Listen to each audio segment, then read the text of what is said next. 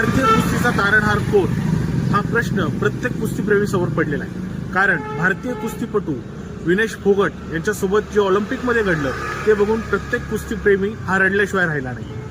मला असा प्रश्न पडतो की जी आपली सगळी मॅनेजमेंट होती ऑलिम्पिक संदर्भात, त्या मॅनेजमेंटचं नेमकं या सगळ्या प्रकारामध्ये चुकलं काय? कारण एवढ्या मोठ्या खेळाडूच्या एकूण आपल्या वजनाकडे किंवा या सगळ्या गोष्टींकडे जर लक्ष नसेल तर ऑलिम्पिकचं मॅनेजमेंट करतंय काय? हे मॅनेजमेंट कुठल्या राजकारणाच्या हाती तर गेलं नाही ना. या सगळ्याचा तपास झाला पाहिजे. कारण इथं प्रश्न देशाच्या सन्मानाचा आहे, देशाच्या मेडलचा आहे. आज ह्या एका चुकीमुळं ऑलिम्पिकमधलं बहुधा गोल्ड मेडल हुकलेलं आहे आणि याची शहानिशा, याचा तपास हा झालाच पाहिजे. नेमकं दोषी कोण? मला असं वाटतं जी चूक खाशाबा जाधवांच्या बाबतीत त्यावेळेसच्या मॅनेजमेंटची झाली होती तीच चूक विनेश फोगटच्या बाबतीत आत्ताच्या मॅनेजमेंटची झाली आहे. पण याच्या मागे फक्त मॅनेजमेंट आहेत का राजकारणी आहेत याचा देखील